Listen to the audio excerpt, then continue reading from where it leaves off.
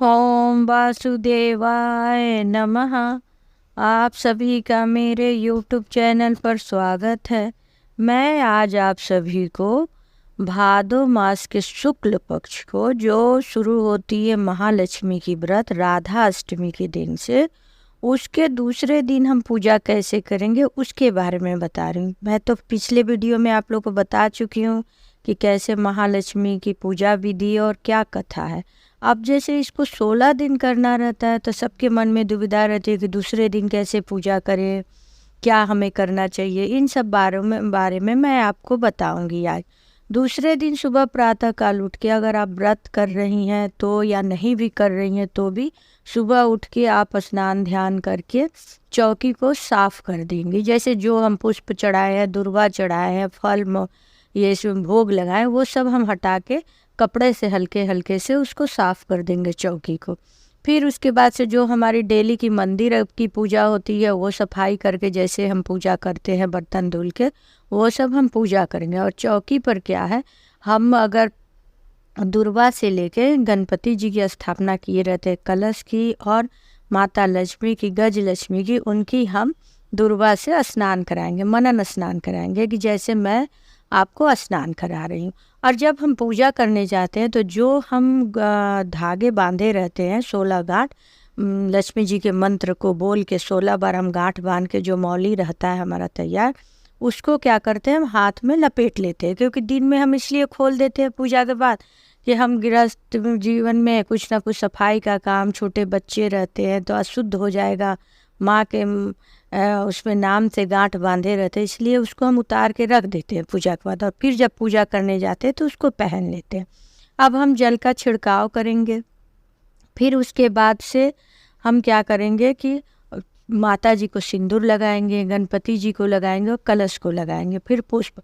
और जो भी हम पूजा शुरू करेंगे पहले गणपति जी को करके तब माता जी को चढ़ाएंगे, फिर कलश को ये करेंगे, तब पुष्प चढ़ाएंगे, सिंदूर लगाएंगे, फिर हम उनको भोग लगाएंगे। जो भी भोग अगर आप घर में बना के भोग लगा रही हो माता जी को, कोई भी मीठी चीज़, तो अच्छी बात है, नहीं तो आप मार्केट से भी मंगा सकते हो, भोग लगाएंगे। या आपके पास फल है तो फल भी लगा सकती हैं, धूप दीप लगाएंगी। और माता जी का अब कथा जो भी रहेगा वो आप कथा माता जी का पढ़ सकती हैं।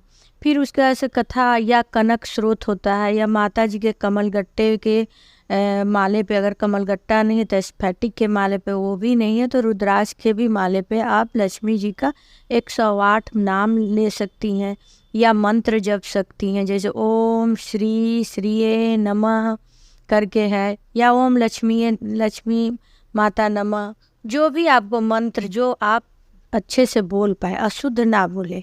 नहीं कुछ तो आप हाथ जोड़ के 108 बार जय लक्ष्मी माँ भी बोल सकती है अगर आपको बोलने में, या नहीं तो मोबाइल में कोई भी 108 माता जी का मंत्र आप बोल नहीं पाती है शुद्ध, तो वो लगा के सुनिए, साथ साथ बोलिए। या आप बुक में लिखा हुआ है तो वो देख के पढ़ लीजिए।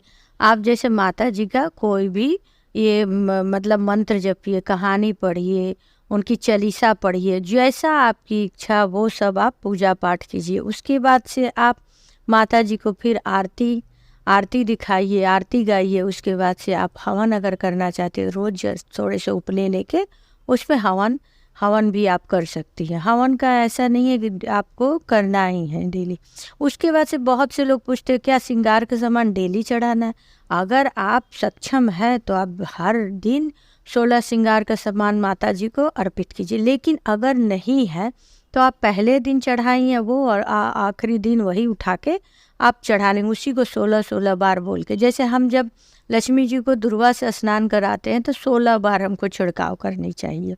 अगर आप कर सकती हैं तो 16 बार मनन छिड़काव करनी चाहिए, 16 बार माता जी को सिंदूर लगाना चाहिए, 16 बार माता जी को हम श्रृंगार का सामान चढ़ा सकते हैं डेली। लेकिन अगर आप ये सब नहीं तो एक बार भी आप कर सकती हैं। और श्रृंगार का सामान कोई ज़रूरी नहीं है कि आप डेली नया नया कीजिए, लेकिन आपके पास अगर हो तो चढ़ा सकती हैं, नहीं तो वही श्रृंगार का एक सामान रहेगा। और चौकी जो है 16 दिन तक वैसे ही रहेगा। जैसे हम लोग नवरात्रि में 9 दिन तक माता जी का चौकी रखते हैं, वैसे लक्ष्मी जी का 16 दिन तक एक चौकी रहता है।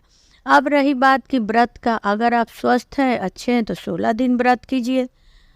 रात में एक टाइम निरामिष भोजन कीजिए। अगर आप स्वस्थ नहीं है तो आप दिन में भी सेंधा नमक खा सकते हैं, रात में भी खा सकते हैं। उससे भी ज़्यादा असमर्थ है आप तो आप पूजा पाठ करने के बाद भोजन ग्रहण कर सकते हैं। लेकिन आप इसमें ध्यान रखें, निरामिष ही भोजन कीजिए। निरामिष भोजन का मतलब है लहसुन प्याज ना खाइए। और जहाँ तक हो सके आप अपना माता जी का दिन भर भजन कीर्तन, मोबाइल पे तरह तरह के माता जी की कहानियाँ होती हैं वो सब सुनिए। अपना मन उसी में लगाए रखिए। गीता में भी कृष्ण भगवान ने कहा था कि व्रत हम कोई भी करते हैं तो उसमें त्याग का मतलब ये है कि हम अपने इंद्रियों को काबू में रखें।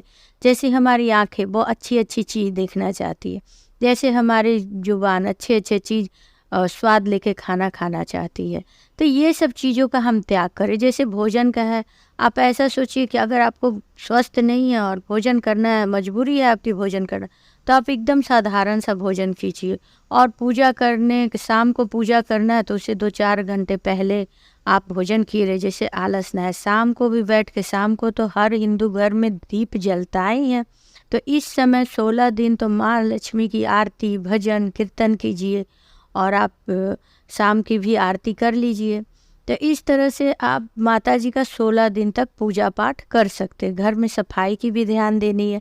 आप चाहे तो अपने अड़ोसी पड़ोसी को बुलाकर शाम को अच्छे से आरती कीजिए, प्रसाद बांटिए, ये सब कर सकते। जैसे नवरात्रि में पूजा होती है उसी प्रकार से हमको 16 दिन महालक्ष्मी की पूजा करनी है।